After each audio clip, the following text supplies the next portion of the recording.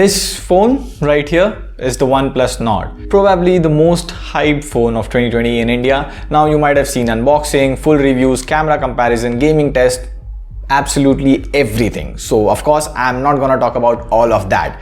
Rather, I'll be talking about my ownership experience. I've used the OnePlus Nord for close to 90 days now, and here's my experience so far. So if you are considering buying a OnePlus Nord, this might give you a glimpse of the OnePlus experience. But before we jump down that road, we upload tech videos twice a week, and if you want to stay wiser, make sure you subscribe to TechWiser and hit the bell icon as well. Let's go. So to start off, let's do a quick refresh of the OnePlus Nord, because this is the only time we'll be talking about specs. So it has Snapdragon 765G. It's a gaming chipset, not the best Snapdragon processor out there, but quite good.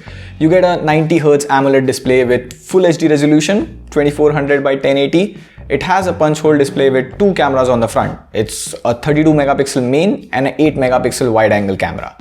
On the back, it's a 4-camera setup with a 48 megapixel main sensor, 8 megapixel wide, 5 megapixel depth sensor and 2 megapixel macro lens.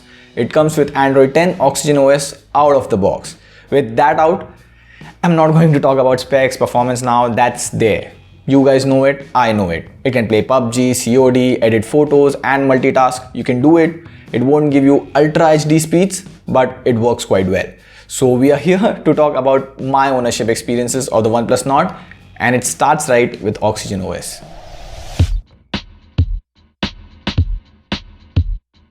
Now, I'm not gonna be like, Oxygen OS is stock Android and the best thing ever. No, it's not. Oxygen OS is the best skin Android could offer right now. Yes, it's skin and OEM skin, and they do have good customizations and useful feature, like this quick reply in landscape mode. It supports very few apps right now, but most importantly, it supports WhatsApp. So suppose if I'm watching a video or even playing a game and I get a message pop up, I just tap on it, opens in split screen mode, reply, and you tap back, video plays. Like, I loved it. I know it's been there for a while, but the last OnePlus phone I used was OnePlus 3. So you know where I'm coming from. These are small things OnePlus does which really helps your day-to-day life. Another thing I liked about OnePlus Nord compared to other Android phone is absolutely no ads. I mean, we shouldn't be even talking about ads, but it has come down to this. Oxygen OS has no ads. And before using the OnePlus Nord, I was using Galaxy Note 9. Samsung has one app for every freaking Google app. That's like 2 messaging app, 2 email apps, etc, etc. It's not like that with Oxygen OS. Plus, for every new phone launch, you don't get a push notification unlike Samsung's One UI. I don't need to know S21 has launched. Till date, I haven't received any unnecessary push notification or ads from OnePlus Nord, and I absolutely love that. With that said, I do hate Oxygen OS adaptive battery, which kills a lot of apps to save battery, but hey, you can easily turn it off in settings. So to summarize, after using the OnePlus Nord for 3 months, I found it offers the best Android experience we have right now after a Pixel. Yes, it kills app, gets late updates, but those are some minor issues compared to extra useful features you get in Oxygen OS. And of course, no ads, like you get with Me, Realme, or even Samsung.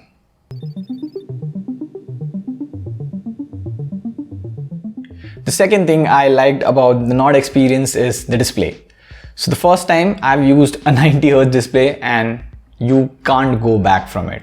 Often while shooting app videos for Android app videos, Kaushik borrows this Nord, and due to the slow camera shutter speed, he moves it to 60Hz. And when he gives back the phone, like always, he doesn't move it back to 90Hz. And by the end of the day, I can recognize that it's 60Hz. So there's no going back from a smooth 90Hz display. By the way, FYI, theoretically, a 90Hz display is twice as fast as 60Hz, so you will notice the difference. However, a 120Hz is not significantly faster than 90Hz. So yeah, I'm happy with 90Hz. Also, this is an AMOLED display. I'm not going into good AMOLED, bad AMOLED debate, but an average AMOLED is always better than a good LCD. So AMOLED any day. And yes, this is an HDR10 Plus display. So if you remember, the iPhone launched with Dolby Vision cameras, and Jonathan Morrison shot a music video on the iPhone in HDR. And I could watch that on OnePlus Nord, which was surprising. I didn't expect it. So to summarize, initially I wasn't sold to the whole 90 Hz thing of the OnePlus Nord, but in retrospective, once you start using a 90 Hz display, you just can't go back. So I like the display of the OnePlus Nord.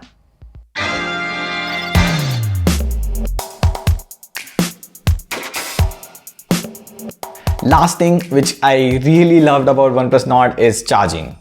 I know, there are 65 watt, 45 watt chargers out there. This is just 30 watt, but I have to give it to OnePlus. The OnePlus Nord has a 4115 milliamp hour battery. It drains faster if you're a power user. For me, it barely makes it through the day. So I have to charge it around evening or right before bed. But what makes the battery amazing is warp charging. It's just amazing. I don't even remember when was the last time I charged this phone for an hour. I just plug it and take it out after 15 to 20 minutes. Plus, a lot of people now have a OnePlus device, so you will easily get a charger around you. I travel a lot to Mumbai, and recently I've seen a lot of charging kiosks from OnePlus at the airport. So if you are someone who flies frequently, you'll get a charging kiosk at the airport, or you will always bump into people with OnePlus phones and a warp charger.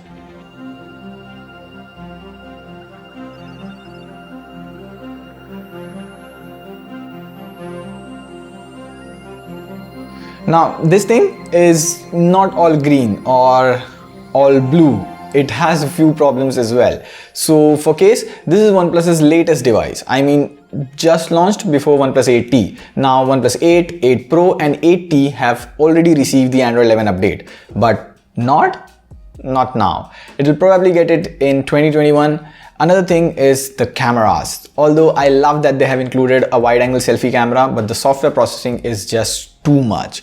If you take photos outdoors, the HDR artifacts are clearly visible. It's too much sharpening at times. The wide-angle cameras indoors aren't that great, although do keep in mind that this is coming from someone who has used Google Pixel 3 before coming to the Nord. Bottom line, if you try to look hard at this phone, you will find a few problems such as adaptive battery, late Android updates, mediocre camera, etc. But none of them, in my opinion, are a deal breaker. I believe the Nord series is to get more people in the OnePlus system.